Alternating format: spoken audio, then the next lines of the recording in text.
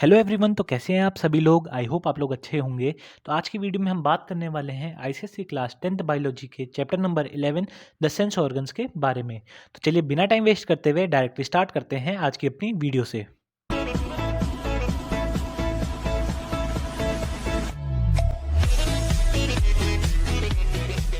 तो सबसे पहले जान लेते हैं कि सेंस ऑर्गन्स क्या होते हैं। ऐसे ऑर्गन्स जो कि हमारी बॉडी को external as well as internal environmental condition से अवेयर करवाते हैं, ऐसे ऑर्गन्स को हम सेंस ऑर्गन्स कहते हैं। ठीक है। हमारी बॉडी में मेजरली 5 तरीके के सेंस ऑर्गन्स प्रेजेंट होते हैं। फर्स्ट है हमारा एयर, सेकंड है हमारा आइज, थर्ड है हमारी टंग, फोर्थ है नोज, फिफ्थ है स्किन। तो ये 5 सेंस ऑर्गन्स हमारी बॉडी में प्रेजेंट रहते हैं। ये जितने भी 5 सेंस ऑर्गन हैं, ये अलग अलग तरीके के सेंसिटिविटी बॉडी को प्रोवाइड कराते हैं।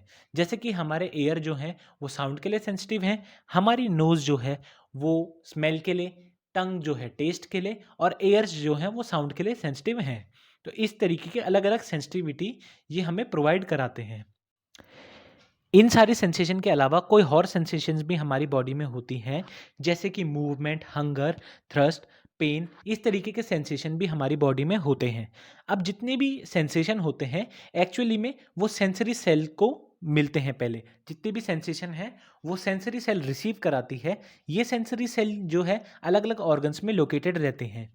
एक कैटेगरी अगर हम इन्हें कैटेगराइज करा दें सेंसरी सेल्स को, तो इन सेंसरी सेल्स को हम कंबाइनली रिसेप्टर्स कहते हैं।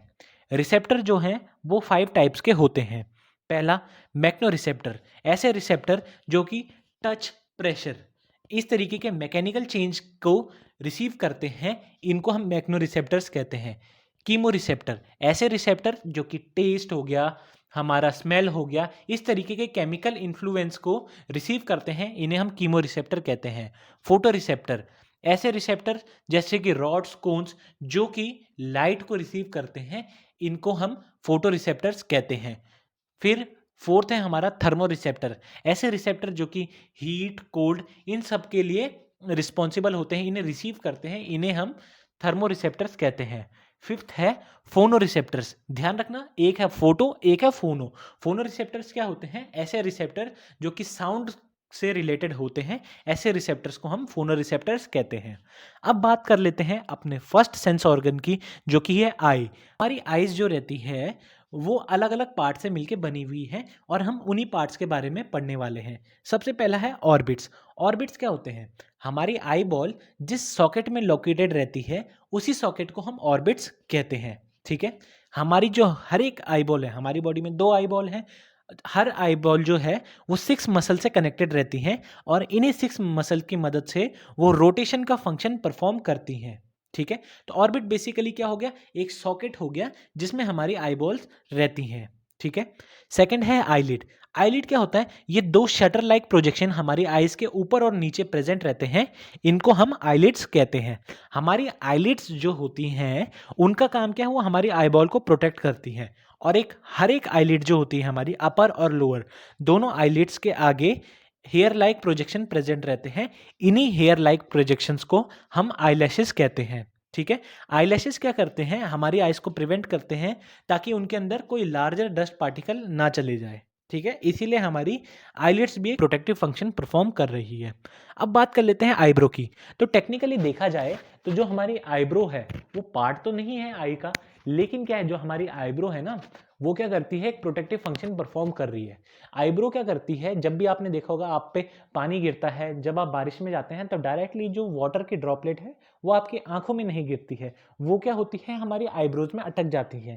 तो इस तरीके से आईब्रो भी एक प्रोटेक्टिव फंक्शन को परफॉर्म कर रही है। अब बात कर लेते हैं टेयर ग्लैंड्स की। टेयर ग्लैंड्स को हम लेक्रिमल ग्लैंड्स भी कहते हैं। तो जो हमारे टेयर ग्लैंड्स होते हैं वो क्या होते हैं? अपर और साइडवर्ड पोर्शन में प्रेजेंट रहते हैं। ठीक है। जो हमारी टेयर ग्लैंड्स होते हैं वो सिक्रीशन सिक्रीट करते हैं हमारी आईज में, और इन सिक्रीशन को हम क्या कहते हैं? टेयर्स कहते हैं। तो जो हमारी टेयर ग्लैंड्स होती हैं उनका सिक्रीशन जो रहता है वो मेजरली 3 फंक्शन को परफॉर्म करता है। पहला, वो एक ल्यूब्रिकेंट की तरह एक्ट कर रहा है। दूसरा, वो क्या करता है? हमारी आईज में जितने भी डस्ट पार्टिकल है उनको वॉश आउट कर देता है। तीसरा, जो हमारे टेयर्स हैं उनमें क्या रहता है? एक पर्टिकुलर एंजाइम रहता है जिसे हम लाइजोम्स कहते हैं। ये क्या हेल्प करता है, हमारी जितनी भी आइज, जो भी हमारी आइज में डस्ट पार्टिकल है या फिर कोई जर्म्स हैं उसको किल करने में ये हेल्प करता है। ठीक है, अब बात करते हैं टेयर डक्ट्स की। टेयर डक्ट्स क्या होते हैं? तो ये सिंपली दो छोटे छोटे प्रोजेक्शन आपको दिख रहे होंगे जो आपके लैक्रिमल सैक से कनेक्टेड होते हैं, इनको हम टेयर डक्ट्स कहते हैं। टेयर डक्ट्स का काम कुछ नहीं है, सिंपली ये सारे सिक्रीशन को आईबॉल में सिक्रीट कर देते हैं। ये बेसिकली दो छोटे छोटे पाइप हैं। ठीक है, अब देखो, अब बात कर लेते हैं टेयर्स। टेयर्स क्या होते हैं? तो अभी मैंने बताया था टेयर क्या है। जो टेयर ग्लैंड होती हैं वो सिक्रीशन सिक्रीट करती हैं, उसी सिक्रीशन को हम टेयर्स कहते हैं। टेयर्स बेसिकली इमोशनल कंडीशन में आते हैं और इनका फंक्शन तो मैंने आपको बता ही दिया है कि ये जर्म्स को किल करते हैं, हमारी आइज के में जितने भी डस्ट पार्टिकल हैं उनको हटा देती हैं और क्या करती हैं, एक ल्यूब्रिकेंट की तरह सर्व करती हैं। अब हम बात करते हैं कंजक्टिवा की। कंजक्टिवा क्या है? एक थिन ट्रांसपेरेंट एपिथेलियम से मिलकर बनी हुई लेयर है जो हमारे आइज के आउटर पोर्शन में प्रेजेंट रहती है। ठीक है, ये जो आप पतली सी लेयर देख रहे हैं इसको हम कंजक्टिवा कहते हैं। ठीक है, हमारी कंजक्टिवा क्या करती है? वो हमारी आईबॉल को प्रिवेंट करती है। ठीक है, आई डिजीजेस से। कई बार क्या होता है, हमारी कंजक्टिवा में इन्फेक्शन हो जाता है, वायरल इन्फेक्शन हो जाता है हमारी कंजक्टिवा में, जिसकी वजह से कंजक्टिवा रेड हो जाती है। और इसी रेडनेस को या फिर जितनी भी अगर किसी भी तरीके की दिक्कत आती है हमारी कंजक्टिवा में तो उसे हम कंजक्टिवाइटिस कहते हैं। ठीक है, तो अब हमने ये सब तो बात कर ली। तो इसी के साथ साथ हमारा आई का जो स्ट्रक्चर है, हमने उसमें एक चीज़ जान ली कि आई के जितने भी पार्ट हैं उनमें से जो हमारा ऑर्बिट हो गया, आईब्रोज हो गए, टेयर ग्लैंड्स हो गए और कंजक्टिवा हो गए, इनके प्रोटेक्टिव फंक्शंस होते हैं। तो ये चीज़ तो हो गई हमको एकदम क्लियर। अब बात कर लेते हैं स्ट्रक्चर ऑफ आईबॉल। हमारी आईबॉल जो रहती है वो 3 मेन लेयर से मिलकर बनी हुई रहती है। पहली लेयर है स्क्लेरोटिक लेयर, मिडिल वन है कोरोइड लेयर और इनर वन है रेटिना। जो हमारी स्क्लेरोटिक लेयर है वो आउटर मोस्ट है और रेटिना जो है वो इनर मोस्ट लेयर होती है। ठीक है, जो हमारी स्क्लेरोटिक लेयर रहती है वो टफ फाइब्रस टिश्यूज से मिलके बनी रहती है, टफ वाइट कलर के फाइब्रस टिश्यूज से मिलके बनी रहती है। ठीक है, अब देखो, जो हमारी स्क्लेरोटिक रहती है वो हमारी कंजक्टिवा से भी विजिबल रहती है, क्योंकि कंजक्टिवा क्या है, वो थिन लेयर है, तो उससे हमारी जो स्क्लेरोटिक लेयर है जिसको हम स्क्लेरा लेयर भी कहते हैं वो आराम से विजिबल रहती है। अब ये थोड़ा सा बल्ज आउट करती है इस रीजन में है, और जिस एरिया पे ये बल्ज आउट करती है वहाँ पे इसका कलर वाइट नहीं ट्रांसपेरेंट रहता है। ठीक है, तो इसी पार्ट को हम क्या करते हैं, इसी पार्ट को हम क्या कहते हैं, कॉर्निया कहते हैं। ठीक है, अब देखो, कई बार क्या होता है, कॉर्निया जो ये वाला पार्ट है जहाँ पे ये बल्ज आउट हो रखी है, ये जो हमारी कॉर्निया रहती है वो कई बार क्या होता है, ओपेक हो जाती है। तो इस कंडीशन में क्या होता है कि जिस पेशेंट की कॉर्निया ओपेक हो गई है उसके कॉर्निया को एक हेल्दी पर्सन के कॉर्निया से रिप्लेस कर देते हैं एक ऑपरेशन के थ्रू, तो इससे उसकी नॉर्मल आईसाइट वापस आ जाती है। अब बात कर लेते हैं आइज की सेकेंड लेयर की, जो कि है कोरोइड लेयर। तो जो कोरोइड लेयर होती है वो रिचली सप्लाइड होती है ब्लड वेसल से। हमारी कोरोइड लेयर में काफ़ी सारे ब्लड वेसल्स प्रेजेंट रहते हैं और जो कोरोइड लेयर रहती है वो हमारी आई को नरिशमेंट प्रोवाइड करती है। ठीक है, जो कोरोइड लेयर रहती है इसमें डार्क ब्लैक कलर का एक पिगमेंट प्रेजेंट रहता है जिसे मिलेनिन कहते हैं। मिलेनिन का काम क्या होता है, वो लाइट रेस को रिफ्लेक्शन से बचाता है कि लाइट रेस जो है रिफ्लेक्शन ना कर दे, इसे हमारी कोरोइड लेयर प्रिवेंट करती है। ठीक है, कोरोइड लेयर ही आगे जाके थोड़ा एक्सटेंड करती है और सीलरी बॉडी का फॉर्मेशन करती है। जो सीलरी बॉडी रहती है उसमें क्या रहते हैं, सर्कुलर मसल्स प्रेजेंट रहते हैं। ठीक है, इसी के साथ साथ हमारी कोरोइड लेयर ही एक्सटेंड करके आइरिस का फॉर्मेशन करती है। ठीक है, आइरिस एक तरीके से कोरोइड लेयर का एक्सटेंशन है। तो आइरिस क्या करती है, हमारे लेंस को ऑलमोस्ट ऑलमोस्ट कवर कर लेती है और सिर्फ कलर्ड पार्ट को छोड़ देती है। ठीक है, हमारे आई का जो कलर्ड पार्ट जिसे हम प्यूपिल कहते हैं उसे छोड़ देती है। तो प्यूपिल क्या होता है, कई सारे लोगों में प्यूपिल अलग अलग कलर का होता है, कईयों में ब्लू होता है, कईयों में ब्लैक होता है, कईयों में ब्राउन होता है। आपने सुना होगा, हम बोलते हैं ना जैसे कि इसकी आइज का कलर ब्लू है, इसकी आइज का कलर ब्लैक है, तो वो बेसिकली हम प्यूपिल के कलर के बारे में बात करते हैं। ठीक है, अब जो हमारी आइरिस रहती है इसमें एक स्पेसिफिक टाइप के सेल प्रेजेंट रहते हैं। ठीक है। और आइरिस के जो ये सेल प्रेजेंट रहते हैं, इनका काम क्या है, ये रेगुलेट करती हैं प्यूपिल के साइज को। तो इसकी वजह से क्या होता है, ये क्या रेगुलेट करती हैं बेसिकली, कि कितनी अमाउंट ऑफ लाइट हमारे आइज के अंदर आ जाए, तो इसी का एडजस्टमेंट वो प्रोवाइड कराती हैं। ठीक है, इसी एडजस्टमेंट को हमारे आइरिस करके देती है। अब बात कर लेते हैं थर्ड और इनर मोस्ट लेयर की, जो कि है रेटिना। हमने ये तो जान लिया कि भैया आइरिस क्या है, कि हमने बोला कि आइरिस कवर कर लेती है ऑलमोस्ट हमारे लेंस को, छोड़ देती है प्यूपिल को। प्यूपिल क्या होता है, कलर्ड पार्ट होता है आइज का। अब हमने क्या बोला, हमारी आइरिस जो रहेगी उसमें हमारे सेल्स प्रेजेंट रहते हैं, और वो रेगुलेट करती हैं कि कितनी अमाउंट ऑफ लाइट हमारे आइज के अंदर आ जाए। ठीक है, अब हम बात कर ले हैं इनर मोस्ट लेयर की, जो कि है रेटिना। हमारी रेटिना जो हो गई वो इनर मोस्ट लेयर होती है, और ये सेंसिटिव होती है लाइट के लिए। जो हमारी रेटिना है उसमें बेसिकली दो type of sensory cells present रहते हैं। पहला हो गया रॉड्स, दूसरा हो गया कोन्स। रॉड्स क्या होते हैं, ऐसे सेल्स जिनका इनर एंड रॉड के जैसा होता है। ठीक है, जो रॉड्स रहती हैं वो डिम लाइट के लिए क्या रहते हैं, सेंसिटिव रहते हैं, और जो कोन्स रहते हैं वो ब्राइट लाइट के लिए हमारे रिसेप्टिव रहते हैं। ठीक है, सेंसिटिव रहते हैं। तो जो हमारे रॉड्स हैं वो किसके लिए सेंसिटिव हैं, डिम लाइट के लिए। जो रॉड्स होता है इनमें एक पिगमेंट प्रेजेंट रहता है जिनको हम रोडोप्सिन कहते हैं, और कोन्स में क्या रहता है, एक पिगमेंट प्रेजेंट रहता है जिसे हम आइडोप्सिन कहते हैं। ये बहुत इंपॉर्टेंट है, कई बार एग्जाम में पूछे जाते हैं, तो इसे आप नोट डाउन कर लेना। अब रॉड्स जो हैं वो सेंसिटिव हो गए हमारे ब्राइट लाइट के लिए, सॉरी डिम लाइट के लिए, और कोन्स जो हो गए वो ब्राइट लाइट के लिए रिस्पॉन्सिबल होते हैं। ठीक है, अब बात कर लेते हैं ये रॉड्स और कोन कहाँ कहाँ पे प्रेजेंट रहते हैं। जो हमारे कोन्स रहते हैं वो बेसिकली ज़्यादातर कहाँ पे प्रेजेंट रहते हैं, येलो स्पॉट पे प्रेजेंट रहते हैं। तो अब आप बोलोगे यार ये येलो स्पॉट क्या है, तो देखो आपको सिंपल याद रखना है, येलो स्पॉट क्या है, it is the area of best vision. हमारी आइज में जितनी भी जो सेंसरी सेल्स हैं ये एक पर्टिकुलरली एक यूनिफॉर्म वे में लोकेटेड नहीं है। मतलब जितनी भी सेंसरी सेल हैं वो ऐसा नहीं है कि यूनिफॉर्मली पूरी आइज में लोकेटेड रहेंगी, वो अलग अलग जगह पे अलग अलग तरीके से प्रेजेंट रहती हैं। तो सिर्फ येलो स्पॉट हमारे आई में सिर्फ एक स्पॉट है जिसे येलो स्पॉट कहते हैं।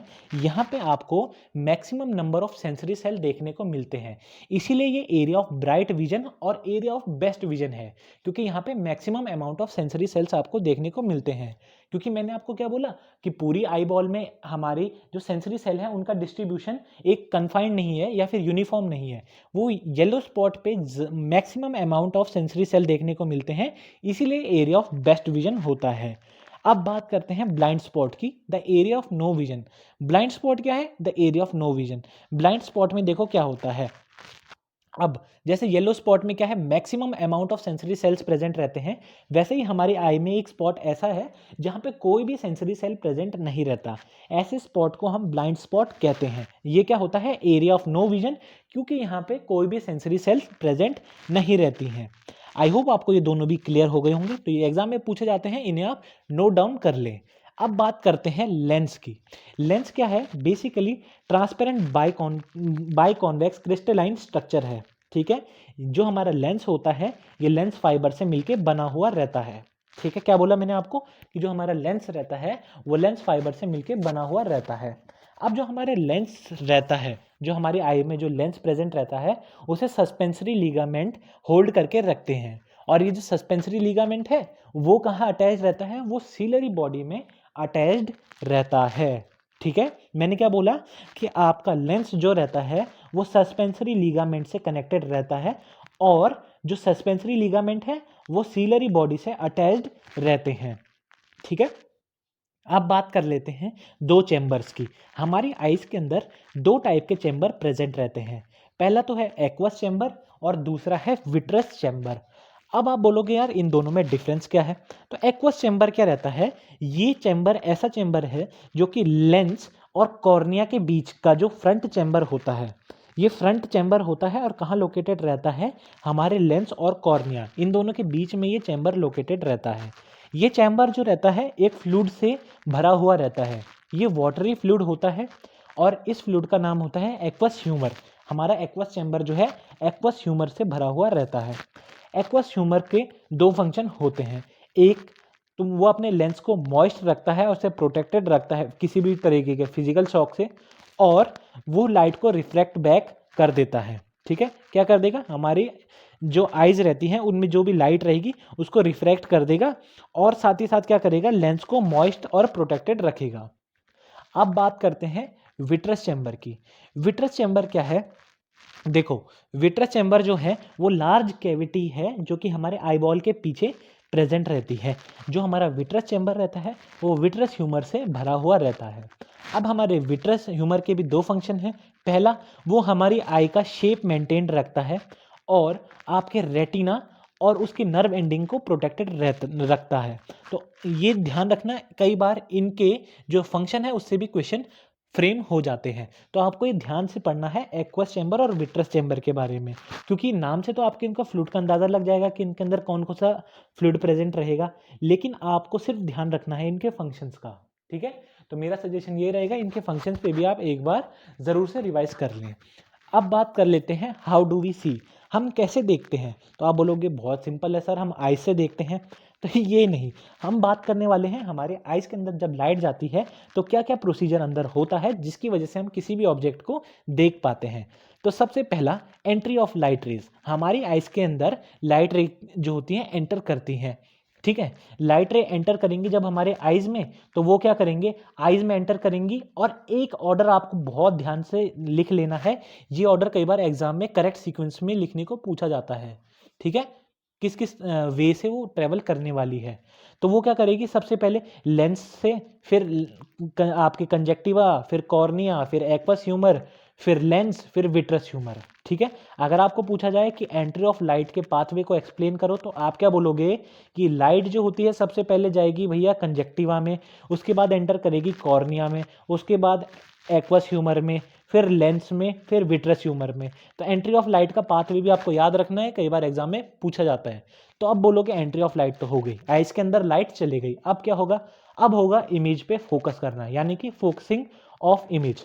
तो देखो, जो हमारा फर्स्ट कर्वेचर रहेगा, तो कॉर्निया क्या करता है, फर्स्ट कर्वेचर मतलब जो हमारी कॉर्निया है वो कन्वर्ज कर देगी लाइट रेस को।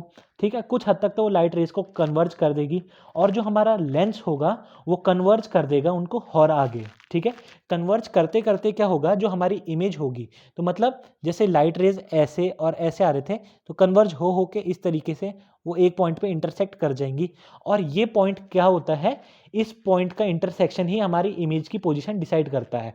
तो ये बेसिकली जो ये इंटरसेक्शन है ये कहाँ पे होगा, ये रेटिना पे होगा।